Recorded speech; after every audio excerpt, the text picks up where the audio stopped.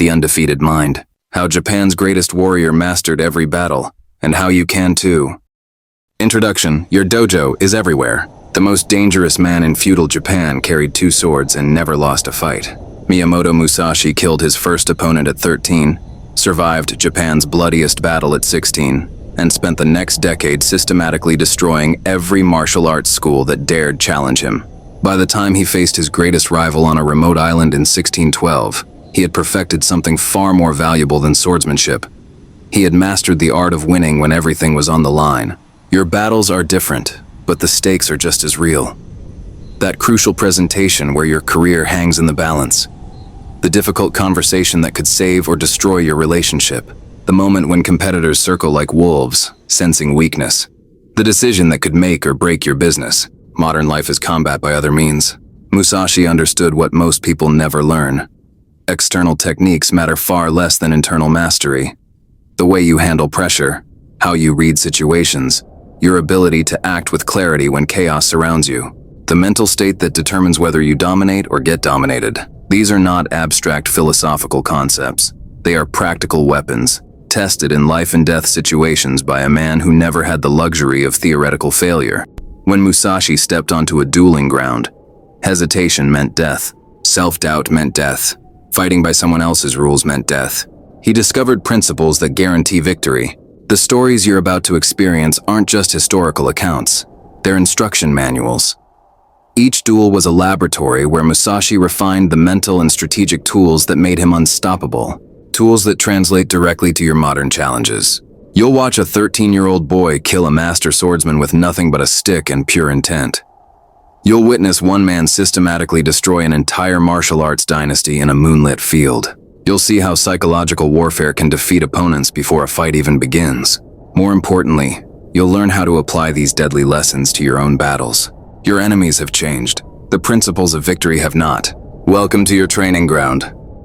Chapter 1. The Ordinary Mind. Mental clarity under ultimate pressure. The morning mist clung to Funajima Island like a shroud. Sasaki Kojirō had been waiting since dawn, his legendary 3-foot blade, the drying pole, gleaming in the pale light. Known as the swallow cut for his lightning-fast technique that could strike a bird mid-flight, Kojirō was 20 years younger, faster, and had never tasted defeat. His supporters lined the rocky shore, confident they were about to witness the end of the wandering ronin called Musashi. But Musashi was nowhere to be seen. Hours passed. Kojiro's pacing grew more agitated, his breath coming harder. His perfect composure, the very foundation of his deadly technique, began to crack. "Where is this coward?" he snarled, his grip tightening on his sword. The crowd murmured. Had Musashi fled? Meanwhile, on a small boat cutting through the morning swells, Musashi sat cross-legged, completely absorbed in carving a wooden sword from a spare oar. His hands moved with the same unhurried precision he'd used to prepare tea. The boatman glanced nervously at this strange passenger who seemed oblivious to the fact that death awaited him on the island ahead. Musashi's breathing never changed, deep, steady, natural. As the boat rocked gently, he actually dozed off, the half-carved wooden sword still in his hands. When the boat finally scraped against the rocky shore, Kojirō exploded with fury. "You dare insult me with your lateness!" His voice cracked with 3 hours of pent-up rage. His students shouted curses. His perfect warrior's mind, trained for years to remain ice-cold, was now a blazing furnace. Musashi stepped onto the shore with the same casual energy he'd used to enter a tea house. His face held no apology, no defiance, just the quiet attention of someone arriving exactly when he meant to. He held up his crude wooden sword, still rough with splinters. A wooden sword against the drying pole? Kojiro's laugh was sharp, desperate. "Have you lost your mind?" Musashi's eyes held something that made the crowd fall silent. Not the cold killer's stare they expected, not the wild fire of berserker rage, but the perfectly ordinary awareness of a craftsman examining his work.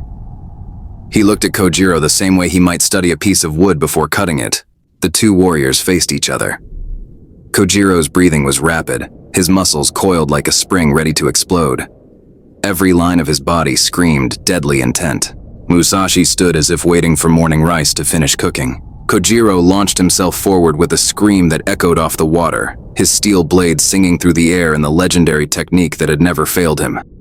The drying pole moved like lightning toward Musashi's skull, but Musashi moved like water, not matching Kojiro's explosive speed, but flowing around it. His wooden sword rose in a simple, almost lazy arc. No flash, no drama, just a carpenter's swing, perfectly timed. The crack echoed across the island. Kojirō crumpled to the sand, his perfect technique shattered by a piece of carved wood wielded by a mind that never left its center, never abandoned its ordinary state, even facing death itself. As Musashi walked back to his boat, his heart rate remained exactly what it had been that morning.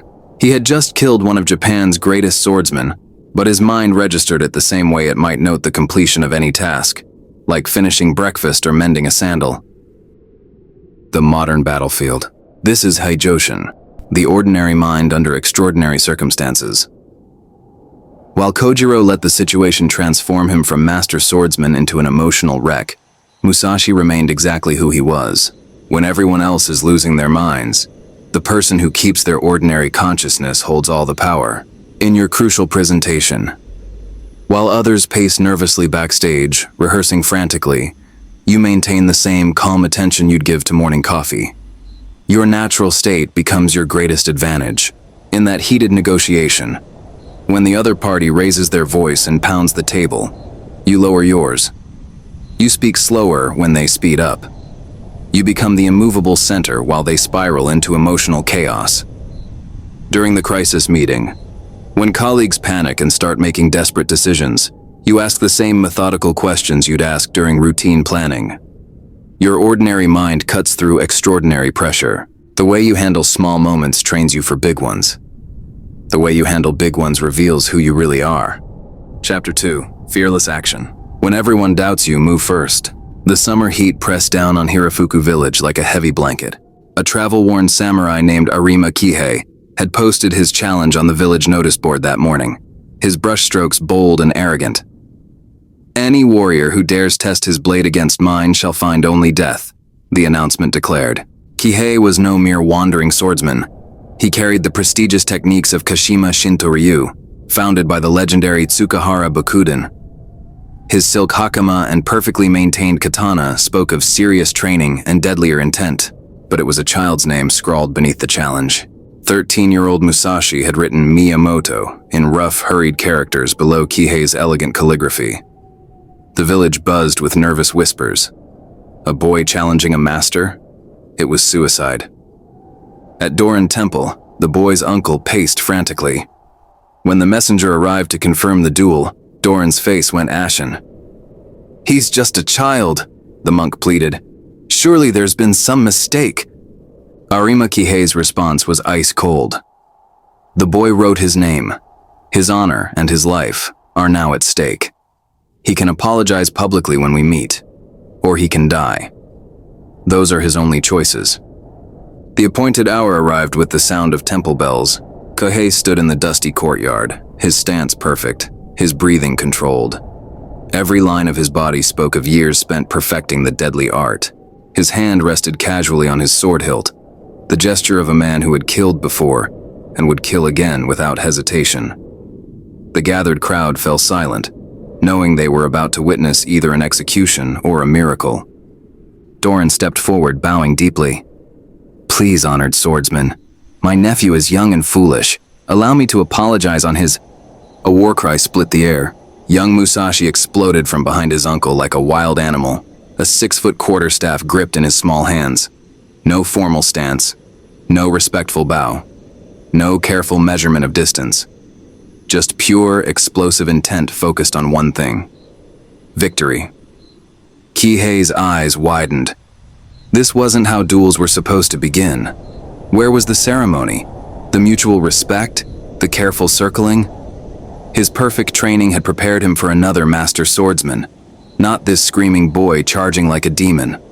His hesitation lasted exactly one heartbeat too long. Kihei drew his wakizashi in a textbook perfect motion, the short blade singing from its scabbard. But Musashi was already inside his reach, the heavy staff swinging in a brutal arc that had nothing to do with any formal school, and everything to do with the simple physics of wood meeting flesh. The impact echoed across the courtyard. Kihei crashed to the ground, his perfect technique scattered like autumn leaves. As the master swordsman struggled to rise, dazed and humiliated, Musashi brought the staff down again, this time precisely between Kihei's eyes. The sound was final. The crowd stood in stunned silence. The boy who moments before had been dismissed as a foolish child now stood over the corpse of a master swordsman, his breathing steady, his eyes already looking beyond the fallen man as if calculating his next move. Musashi dropped the staff and walked away without ceremony. No victory speech, no acknowledgement of the crowd. He had come to fight, had fought, had won. The task was complete. The modern battlefield? This is fearless action in its purest form. While Kihei hesitated, trapped by expectations of how things should be done, 13-year-old Musashi saw only the objective: win at all costs. Your age, experience, and credentials mean nothing if you hesitate when action is required. In that startup pitch, while seasoned entrepreneurs debate market timing and polish their presentations, you launch. Your inexperience becomes speed. Your willingness to move while others plan becomes your competitive advantage. During the hostile takeover, when boardroom veterans discuss proper protocols and wait for committee approval, you make decisive moves. The person who acts first with total commitment often defeats those who move correctly, but second, in the crucial conversation. When everyone expects you to back down because you're too young or too inexperienced, you charge forward with clear intent. Sometimes the beginner's mind, unencumbered by how things are supposed to be done, sees the simplest path to victory. The master swordsman died because he expected another master. The boy lived because he expected to win. Chapter 3. Strategic Annihilation. One against many, victory through overwhelming force. The moon hung low over Kyoto's Rendai Moor, casting long shadows across the desolate field. For 2 years, the name Miyamoto Musashi had become a whispered curse in the halls of the prestigious Yoshioka school. First, he had humiliated their master, Seijuro, in single combat. Then, when Seijuro's brother Denshijiro sought revenge, Musashi had killed him too. Now the once mighty school, teacher to the shogun himself, faced complete annihilation. Their plan was as desperate as it was dishonorable. 13-year-old Matoshichiro, heir to the Yoshioka name, would serve as bait. But this would be no fair duel. Hidden in the darkness, 60 of their finest students waited with katana, yari spears, bows drawn taut, and even Portuguese muskets. They had abandoned every principle of Bushido for one simple goal: kill Miyamoto Musashi by any means necessary. The boy heir stood alone in the moonlight, trembling. His small hands gripped his sword with white knuckles. This was supposed to be his moment of glory, his chance to restore the family honor. But as the minutes stretched into an hour, doubt crept into his young heart. Where was Musashi? Had the Ronin fled, sensing the trap? Then, from the tree line, a figure emerged. But Musashi wasn't approaching the designated dueling ground. Instead, he moved like a hunting wolf, circling the perimeter with predatory awareness. His eyes swept the darkness, reading the subtle signs that lesser warriors would miss. The glint of hidden steel, the nervous shuffle of feet, the almost imperceptible outline of crouched figures against the night sky. Cowards, his voice carried across the moor, calm and conversational. Did you think I wouldn't smell your ambush? Panic rippled through the hidden ranks. This wasn't going according to plan. Musashi was supposed to walk directly into their kill zone, not expose their carefully laid trap. Come then, Matoshichiro's voice cracked with adolescent bravado. Face me honorably. Musashi's laugh was soft, almost gentle. Honor? From the school that sends children to do the work of warriors? He drew both his swords, katana and wakizashi, the steel singing in the moonlight. Very well, all of you. Come at once. The first arrow whistled past his ear. The ambush exploded into chaos.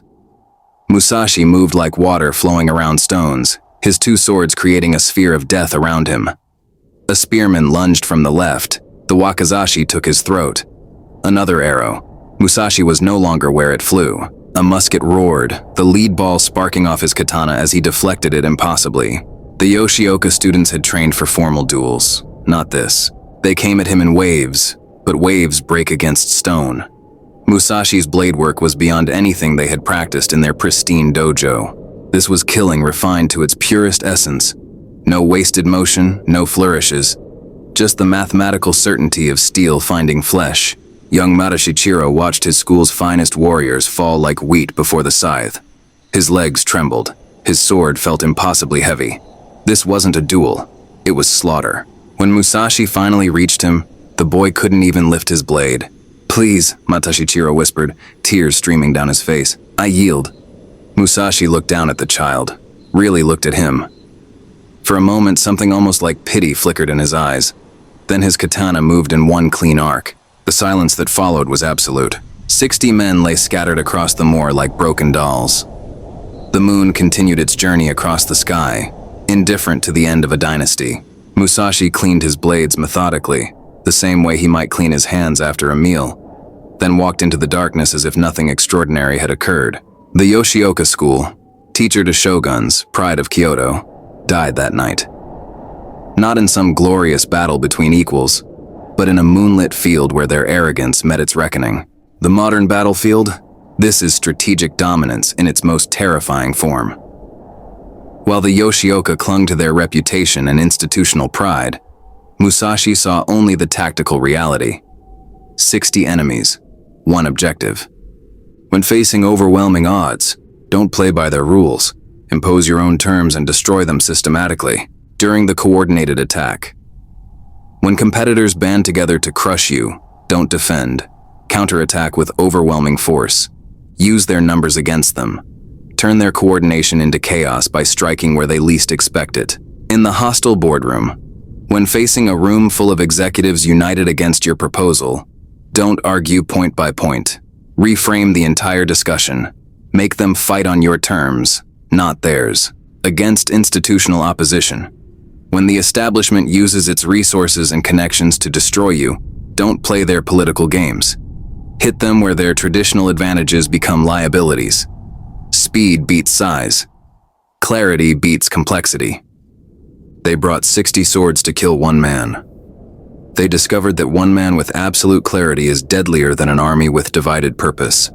Chapter 4, Survival Instinct. When everything falls apart, endure and adapt. The thunder of war drums echoed across the valley of Sekigahara.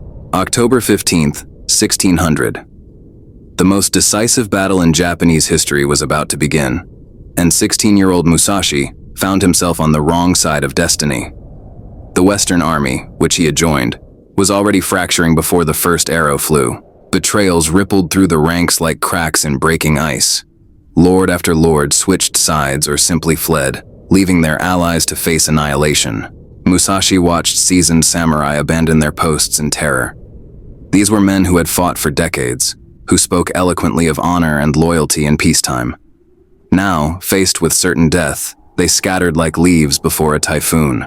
The carefully planned battle formations dissolved into chaos. The Eastern Army's war cries grew louder, closer. Tokugawa Ieyasu's forces moved across the field like an unstoppable tide.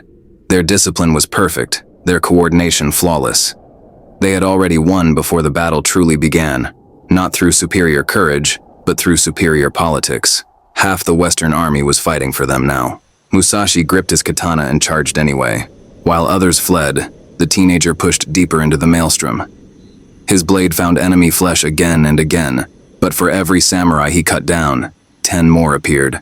This wasn't a duel with clear rules and honored opponents. This was industrial-scale slaughter, where individual skill meant nothing against overwhelming numbers. A spear thrust caught him in the shoulder. Blood soaked his kimono, but he kept fighting. Around him, his comrades fell in waves. The proud banners of the Western Army lay trampled in the mud, their silk torn and stained with gore. The battle lasted 6 hours. The massacre that followed would last for days. When the fighting finally ended, Musashi found himself among the few survivors, hiding in a ditch filled with corpses. The victorious Tokugawa forces moved across the battlefield like vultures, executing the wounded and hunting down stragglers. Anyone associated with the Western Army was marked for death, but something had changed in the boy during those 6 hours of hell. The romantic notions of glorious combat had been burned away, leaving only the cold mathematics of survival. Honor was a luxury that dead men couldn't afford. Loyalty meant nothing if it led to a meaningless death. What mattered was staying alive long enough to fight another day. For the next 3 years, Musashi became a ghost. He moved through the countryside like smoke, always one step ahead of the bounty hunters. He learned to read people's intentions in their eyes, to sense danger before it materialized. He slept with one eye open and trusted no one completely. The skills that would later make him invincible in duels were forged during these years of constant flight. He discovered that survival required a different kind of strength than victory. Victory was about imposing your will on the enemy. Survival was about adapting to circumstances beyond your control. Victory was spectacular and immediate. Survival was patient and invisible. When Musashi finally emerged from the shadows 3 years later, he was no longer the idealistic boy who had charged into battle at Sekigahara. He had become something far more dangerous. A man who knew that defeat was temporary, but death was permanent. The modern battlefield. This is resilience in its rawest form. When everything Musashi believed in collapsed around him, he didn't break. He evolved. He learned that sometimes the greatest victory is simply refusing to die. When your startup fails spectacularly and investors scatter, when your industry collapses overnight, when everything you've built crumbles, survival becomes your only strategy. In the economic crash, while competitors declare bankruptcy and fold, you adapt. You cut costs ruthlessly, pivot quickly, and outlast the storm. Your ability to endure becomes your competitive advantage. After the public failure, when your reputation is destroyed and former allies distance themselves, you don't waste energy on bitterness. You go underground, rebuild quietly, and emerge stronger when the time is right. During the personal crisis, when everything falls apart, health, relationships, career, you focus on the fundamentals of survival. One day at a time, one decision at a time, endurance becomes strategy. The boy who charged into battle learned that retreat is not defeat, it's preparation for the next advance. Chapter 5, Adaptive Mastery. When the rules change, change faster. The morning sun filtered through the pine trees along the road to Edo. Musashi had been traveling for 3 days when he encountered the strangest warrior he had ever seen. Shishido Bacon stood in the middle of the path, his weapon unlike anything in any dojo, a kusarigama, a wicked combination of sickle blade attached to a heavy chain with an iron weight at the end. This was no traditional sword duel. Bacon could strike from multiple distances, entangle weapons, and attack from impossible angles. The chain gave him reach that no katana could match, while the sickle blade was perfect for close-quarters slashing. Most samurai had never even seen such a weapon, let alone fought against one. "Your swords are useless against me, Ronin," Bacon sneered, spinning the chain in lazy circles. The iron weight hummed through the air with deadly precision. "I've killed 7 swordsmen who thought their pretty blade work could defeat innovation." Musashi studied his opponent with the same calm attention he'd give to examining an unfamiliar tool. The chain's reach, the weight's momentum, the sickle's cutting arc. He calculated angles and timing with mechanical precision. "Show me," Musashi said simply. Bacon's attack came like a steel whirlwind. The chain lashed out in a horizontal arc, aimed at taking Musashi's head clean off. But Musashi wasn't where the chain expected him to be. He had moved inside the weapon's optimal range, too close for the chain to build deadly momentum. Bacon adapted instantly. He yanked the chain back while slashing with the sickle, turning defense into offense in one fluid motion. The razor-sharp blade whistled past Musashi's throat, missing by inches. But Musashi was already adapting faster. Instead of backing away to traditional sword distance, he pressed even closer, making the kusarigama's advantages into liabilities. The chain couldn't build speed in tight quarters. The sickle was awkward when the enemy was pressed against you. Bacon's innovative weapon became a clumsy burden. The end came suddenly. Musashi's katana found the gap between Bacon's ribs, just as the chain fighter realized his tactical error. The man who had revolutionized combat died because his opponent revolutionized faster. As Bacon fell, Musashi picked up the kusarigama and examined it thoughtfully. He spent the next hour practicing with the unfamiliar weapon, learning its balance and possibilities. By the time he continued his journey, he had added new techniques to his arsenal. The modern battlefield. This is adaptive mastery. The ability to learn faster than change happens. While Bacon was trapped by his own innovation, Musashi treated every new challenge as a learning opportunity. When your industry gets disrupted by new technology, when competitors change the rules of engagement, when traditional methods suddenly become obsolete. Your survival depends on how quickly you can master the new reality. In the digital revolution, while established companies cling to traditional business models, you learn the new tools faster than anyone expects. Your willingness to become a beginner again becomes your competitive edge against unconventional competition. When startups attack your market with completely different approaches, you don't dismiss them, you study them. You steal their best innovations and combine them with your existing strengths. During industry disruption, when the fundamental rules change overnight, you change with them. You're not attached to how things used to work. You're focused on how they work now. The master doesn't fear new weapons.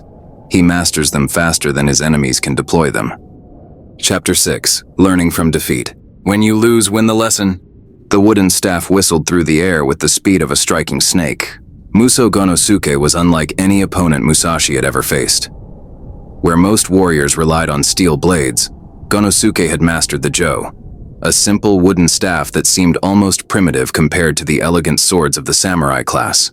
But there was nothing primitive about Gonosuke's technique. The staff moved like a living thing in his hands, switching from long-range thrusts to close-quarter strikes with bewildering speed. Its 4-foot length gave him reach advantages while maintaining maneuverability. Most importantly, the wood could absorb and redirect the force of sword strikes in ways that steel could not. Their first encounter had been swift and decisive.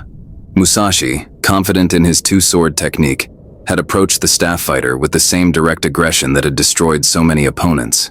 But Gonosuke's staff had slipped past his guard like water through fingers, striking him unconscious before he could fully deploy his deadly arsenal. When Musashi awoke, he was alone. Gonosuke had vanished, leaving only the memory of a humiliating defeat. For the first time since his victory over the Yoshioka school, Musashi had been outfought by a clearly superior opponent. Most warriors would have made excuses. The weapon was unfamiliar. The techniques were unconventional. It wasn't a real sword fight. But Musashi's ego was smaller than his curiosity. He spent the next 2 years studying staff fighting, not just practicing the techniques, but understanding the principles that made them effective. How could a simple piece of wood defeat refined steel? What advantages did the staff possess that swords could not match? How could he counter strategies he had never encountered? When they met again, it was Gonosuke who was surprised. Musashi's approach was completely different. Patient, analytical, adaptive. Instead of trying to overwhelm the staff with sword techniques, he had developed counter-strategies specific to Gonosuke's weapon. The second fight lasted longer, but the outcome was inevitable. This time it was Gonosuke who hit the ground, but instead of gloating over his revenge, Musashi helped his opponent to his feet. "Your staff taught me more than any swordmaster ever did," he said quietly. "Show me more." What followed was not a rivalry, but a collaboration. Both warriors recognized that their skills had been sharpened by their encounters. Gonosuke went on to develop an entire fighting system based on their exchanges, while Musashi incorporated staff principles into his swordsmanship. The modern battlefield. This is intellectual humility, the willingness to learn from anyone who can teach you something valuable, even if they've just humiliated you. When a competitor outmaneuvers you, when a younger colleague shows you a better way, when your brilliant strategy fails spectacularly, your response determines whether the setback becomes a stepping stone or a stumbling block. After the failed product launch, instead of blaming market conditions or poor execution, you dissect exactly what went wrong. You study successful competitors, not with resentment, but with scientific curiosity. What did they understand that you missed? When disrupted by innovation, rather than dismissing new approaches as inferior, you reverse engineer their advantages. You become your own best student, learning from your defeats faster than your enemies can learn from their victories. In the brutal feedback session, when clients or colleagues tear apart your work, you listen for the valuable insights hidden in the criticism. Your ego becomes smaller than your growth. The master who never loses never truly learns. The master who learns from every loss becomes unbeatable. Chapter 7. Rule-breaking innovation.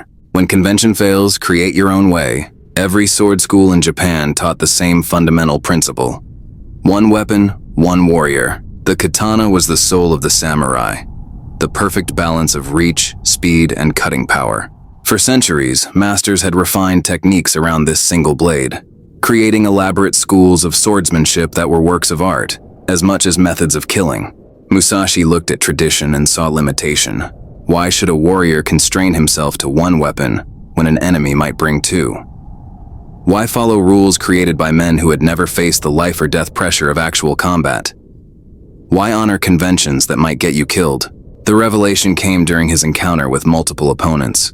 Fighting several skilled warriors simultaneously, Musashi found that his single sword, no matter how expertly wielded, could not cover all angles of attack. He needed to control more space, threaten multiple targets, and defend against coordinated assaults.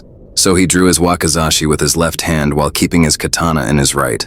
The effect was revolutionary. Two swords created a sphere of threat around him that no single opponent could penetrate safely. The longer katana controlled distance while the shorter wakizashi guarded close quarters. He could attack and defend simultaneously, or launch coordinated strikes that no conventional defense could stop. But mastering two weapons simultaneously required relearning everything. Traditional techniques were designed for single-sword combat. Footwork, timing, distance. Every element had to be reimagined. Musashi essentially had to become a beginner again, building new muscle memory and strategic thinking from scratch. The established sword schools mocked him as a charlatan. Real swordsmen don't need gimmicks, they sneered. He's abandoned the pure way of the blade for showmanship. Their mockery ended when he started killing their masters. One by one, the traditional schools fell before his two-sword technique. Their single blades, no matter how perfectly wielded, could not match the tactical advantages of his innovation. What they had dismissed as gimmickry was actually evolution. But Musashi's real breakthrough wasn't the second sword. It was the willingness to abandon dogma. Once he freed himself from the tyranny of how things are supposed to be done, innovations came naturally. Wooden swords instead of steel. Unconventional timing. Psychological warfare. Anything that gave him an advantage became part of his arsenal. By the end of his career, he had created an entirely new way of fighting. One that no traditional school could counter because it followed no traditional rules. The modern battlefield. This is revolutionary thinking. The courage to abandon what everyone else considers the right way when you discover a better way. When industry best practices become industry limitations, when conventional wisdom becomes conventional blindness. Innovation requires the willingness to be criticized by people who are trapped in old paradigms. In business strategy, while competitors follow the same playbooks, you write new ones. You combine approaches that traditionalists say don't mix. You break rules that everyone else considers sacred against established players. When facing companies with superior resources, you don't play their game better. You play a different game entirely. You create new rules where their advantages become irrelevant. In product development, instead of improving existing solutions incrementally, you ask why the solutions exist at all. You combine technologies that don't belong together to create something unprecedented. The pioneers get arrows in their backs, but they also get to the destination first. Sometimes the only way forward is to stop following the path. Chapter 8. Psychological Warfare. Win the mind, win the battle. The appointed hour was noon, but Musashi had no intention of arriving on time. His opponent waited in the temple courtyard, a master swordsman whose reputation for punctuality was as legendary as his blade work.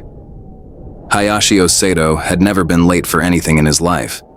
Not a lesson, not a ceremony, and certainly not a duel. His entire martial philosophy was built on precision, timing, and the sacred rituals of combat, which was exactly why Musashi was going to destroy him psychologically before they ever crossed swords. While Osato stood in perfect readiness at the designated spot, Musashi sat in a nearby tea house, calmly eating rice and observing his opponent through the window. He watched as the swordsman's perfect posture gradually stiffened with tension. He noted how Osato's breathing changed from controlled to forced. He studied the subtle shifts in stance that revealed growing anxiety. 1 hour passed, then 2. Osato's students began whispering among themselves. Had Musashi fled? Was this some kind of insult? Their master's face remained composed, but his hands betrayed him. The minute adjustments to his sword grip, the unconscious checking and rechecking of his equipment. By the 3rd hour, Osato was fighting a battle he didn't even know had begun. His mind, trained for the clarity of immediate combat, was being slowly tortured by uncertainty. Every minute that passed without resolution was a small defeat. His perfect warrior's focus was fragmenting into doubt, anger, and wounded pride. When Musashi finally appeared, he moved with deliberate casualness. No hurried explanations, no apologies. He strolled into the courtyard as if he were early rather than 3 hours late, his demeanor suggesting that time itself bent to his will rather than the other way around. "Shall we begin?" he asked mildly, as if they had just met. Osito's composure shattered like glass. "You dare!" he started, his voice tight with rage, but Musashi was already in motion. While his opponent was still processing the psychological assault, still trying to rebuild his mental state for combat, Musashi struck with the calm precision of someone whose mind had never left its center. The duel lasted exactly one exchange. Osito, his timing disrupted and his emotional state chaotic, made the kind of fundamental error that no master should ever make. Musashi's sword found its mark almost gently, as if the victory had been inevitable from the moment he chose not to arrive on time. As Osito fell, his last thought was the bitter realization that he had been defeated before the fight even began. The psychological battle, the real battle, had been fought and lost during those 3 hours of waiting.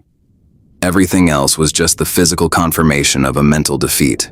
Musashi cleaned his blade and walked away, already planning his next lesson in the invisible art of warfare, the modern battlefield. This is psychological dominance, understanding that most battles are won or lost in the mind before they ever reach the physical realm. When you control the psychological environment, you control the outcome.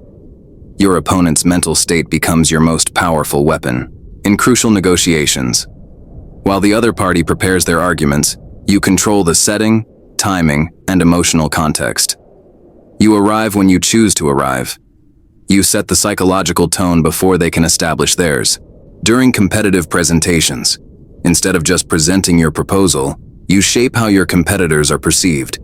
You subtly highlight their weaknesses through strategic positioning, making their strengths look like liabilities. In confrontational meetings, you remain absolutely calm while others become agitated. Your unshakable composure becomes evidence of your superiority, while their emotional reactions prove their weakness. The battle is often over before it begins. The master wins by making the enemy defeat themselves. Chapter 9: Resourcefulness over Resources. Make the ordinary extraordinary. The blacksmith's finest steel meant nothing against a piece of driftwood. Musashi faced another challenger, this one armed with a blade that had taken months to forge. Folded steel, perfect balance, an edge sharp enough to cut silk dropped upon it. The swordsman had paid a fortune for this weapon, believing that superior equipment would compensate for any gap in skill. Musashi picked up a piece of wood from the ground, not even a proper training sword, just a broken piece of boat timber, rough with splinters and weathered by salt water. His opponent laughed, certain that this was either madness or the most insulting display of overconfidence he had ever witnessed. "You mock me with that stick?" the swordsman sneered, raising his perfect blade to catch the light. "My sword was blessed by monks and tempered in sacred waters. What do you have but garbage?" "I have understanding," Musashi replied quietly. The fight revealed the truth that expensive equipment cannot hide. The weapon is only as effective as the mind that guides it. The steel sword, for all its perfection, was limited by its wielder's conventional thinking. Its user attacked in traditional patterns, defended with textbook techniques, and fought according to the rules that every sword school taught. But Musashi's wooden sword followed no rules. It was lighter than steel, allowing for faster recovery. Its rough surface could catch and redirect an opponent's blade in unexpected ways. Most importantly, it forced Musashi to rely entirely on timing, distance, and technique, rather than the destructive power of sharp steel. The wooden sword became an extension of pure skill. When the two weapons met, it was the steel that shattered. Not physically, but strategically. The expensive blade, wielded by conventional thinking, could not overcome the driftwood guided by unconventional mastery. The swordsman fell, his perfect weapon useless in his imperfect hands. Musashi examined the wooden sword afterward, noting how the impact had changed its balance and weight. He was already learning from the encounter, already adapting his technique to account for the weapon's new characteristics. He kept the piece of wood and left the steel blade in the dust. The modern battlefield. This is resourcefulness triumph, proving that creativity and skill matter infinitely more than expensive tools and superior resources. when startups with unlimited funding are outmaneuvered by bootstrapped competitors, when corporate giants fall to garage inventors, when massive budgets lose to brilliant execution, this is wooden sword mastery in action. Against better-funded competition, you don't try to match their resources, you make resources irrelevant. Your constraints force innovation. Your limitations become advantages through creative application. In resource-constrained projects, instead of complaining about what you don't have, you master what you do have. You find ways to make basic tools produce extraordinary results through superior technique. When facing institutional advantages, you don't play the resource game, you play the skill game. You make the battle about execution, creativity, and adaptability rather than budgets and connections. The master with a stick defeats the amateur with a sword. Skill multiplies resources. Resources cannot multiply skill. Chapter 10. Multiple Opponent Strategy. When surrounded, become the storm. The Hozoan Temple's warrior monks had never met anyone quite like Musashi. These were not ordinary fighters. The temple's martial tradition stretched back centuries, and their mastery of the Yari spear was legendary throughout Japan. Each monk had trained for decades in the art of the long weapon, learning to strike with deadly precision from distances where swords were useless. Now 12 of them surrounded Musashi in the temple courtyard, their spear points glinting like a steel forest. Their plan was simple and logical. Use their superior numbers and longer weapons to keep the swordsman at a distance where he could not effectively retaliate. No matter how skilled he was with a blade, he could not close distance against 12 coordinated spear fighters. But Musashi had learned something that the monks had not. When facing multiple opponents, the rules of single combat become liabilities. Instead of trying to fight 12 separate duels simultaneously, he fought one flowing battle against a collective enemy. The monks expected him to retreat, to seek defensive positions, to try to isolate individual opponents. Instead, Musashi moved deeper into their formation, using their own numbers against them. When he stepped inside the reach of one spear, the monk could not strike without hitting his brothers. When he flowed between two opponents, their weapons became obstacles to each other rather than threats to him. Their coordination, their greatest strength, became a weakness when he moved unpredictably through their ranks. The first monk fell when his own ally's spear thrust forced him into Musashi's blade. The second died when Musashi used his body as a shield against the other's attacks. The third fell trying to avoid striking his already wounded companions. Within minutes, the coordinated formation had collapsed into chaos. Monks who had trained together for years were suddenly fighting as individuals, their practice combinations destroyed by an opponent who refused to fight by their rules. Their superior numbers meant nothing when they could not use them effectively. By the end, Musashi stood alone among the fallen, his breathing steady, his technique having evolved again through necessity. He had discovered that multiple opponents were not just more dangerous, they were qualitatively different. They required different thinking, different movement, different strategy. The lesson would serve him for the rest of his life. The modern battlefield. This is systematic thinking. The ability to see complex challenges as single, solvable problems, rather than collections of separate difficulties. When facing coordinated opposition, when multiple competitors attack simultaneously, when problems pile up faster than you can solve them individually, survival requires thinking systematically rather than sequentially.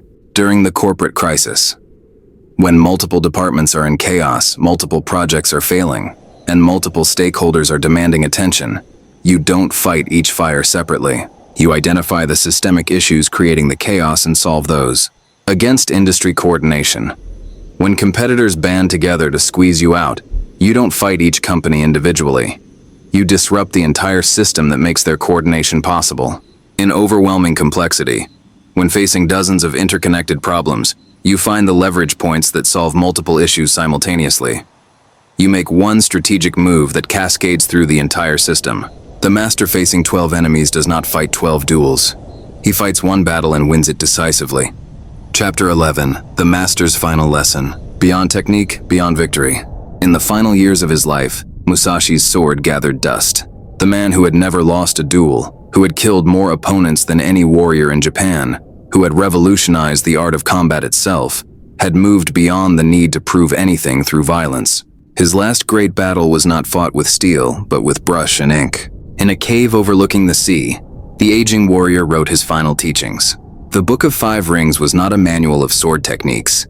It was a distillation of everything he had learned about strategy, timing, and the nature of conflict itself. The man who had mastered the art of killing had discovered something more valuable: the art of understanding. In strategy, it is important to see distant things as if they were close, and to take a distanced view of close things, he wrote by candlelight, his calloused hands moving with the same precision that had once guided deadly blade work. The young Musashi had fought to prove he was the strongest.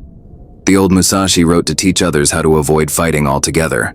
He had learned that the greatest victory was the battle you never had to fight. The ultimate strategy was to position yourself so completely, to understand your environment so thoroughly, that enemies either submitted or never challenged you in the first place.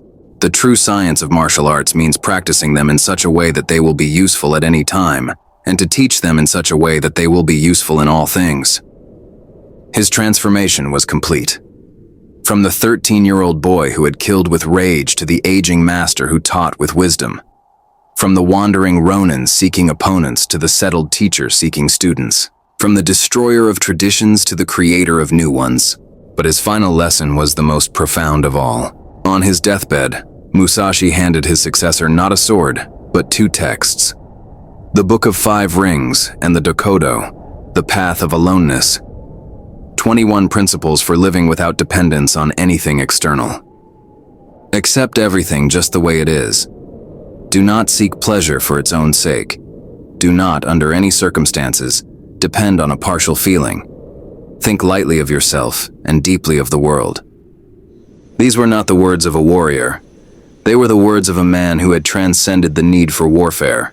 The master who had spent his life perfecting the art of victory had discovered that the ultimate victory was over the need to fight at all.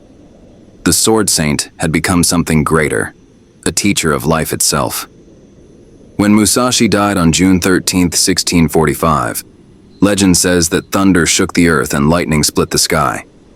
But his real legacy was not in the dramatic signs and portents. It was in the transformation of a weapon master into a wisdom master. His final teaching echoed across the centuries. Today is victory over yourself of yesterday. Tomorrow is your victory over lesser men. The modern battlefield. This is transcendent mastery. The evolution from tactical victory to strategic wisdom, from beating opponents to making opposition irrelevant. The ultimate goal is not to win more battles, but to position yourself so completely that you rarely need to fight them. True power lies not in defeating enemies, but in making them into allies, or making conflict unnecessary altogether. In business mastery, you move beyond competing to creating new categories where you have no competition.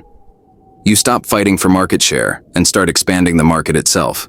In personal mastery, you evolve from reactive problem solving to proactive life design. You create circumstances where the problems you used to struggle with simply don't arise. In leadership mastery, you progress from commanding obedience to inspiring commitment. People follow you not because they must, but because they want to be part of what you're building. The warrior's path leads ultimately beyond warfare itself, to a place where strength is so complete that it never needs to be displayed. Conclusion: your way forward. The story's end, but your journey begins. You have walked beside Musashi through 60 years of combat, from his first kill at 13 to his final wisdom at 60. You have witnessed the transformation of a violent boy into a transcendent master. You have seen how each battle, whether won through psychological warfare, adaptive strategy, or pure technique, taught lessons that extend far beyond the dueling ground. These are not merely historical accounts, they are instruction manuals. Every principle Musashi discovered through mortal combat, you can apply to your modern battles. The mental clarity that served him facing Kojirō's steel serves you facing hostile boardrooms. The fearless action that made him charge at 13 makes you act when others hesitate. The strategic thinking that destroyed the Yoshioka school destroys your business competition. But the deepest lesson transcends tactics and techniques. Musashi's true genius was not in his swordsmanship. It was in his willingness to evolve. He never stopped learning, never stopped adapting, never stopped growing. The boy who killed with rage became the man who taught with wisdom, because he understood that mastery is not a destination, but a journey. Your opponents will change, your challenges will evolve, your circumstances will shift. But the principles remain constant. Clarity under pressure, action over hesitation, adaptation over rigidity, learning from defeat, innovation over convention, psychological dominance, resourcefulness over resources, systematic thinking, and ultimately transcendence of the need to fight. You now carry the Sword Saint's wisdom into your own battles. Whether you face hostile takeovers or difficult conversations, whether you're building something new or defending something valuable, whether you're fighting for survival or fighting for dominance, you have the tools that made Musashi unbeatable. The way of the warrior is not about the sword. It is about the mind that guides the sword. Your dojo is everywhere. Your training never ends. Your greatest opponent is the person you were yesterday.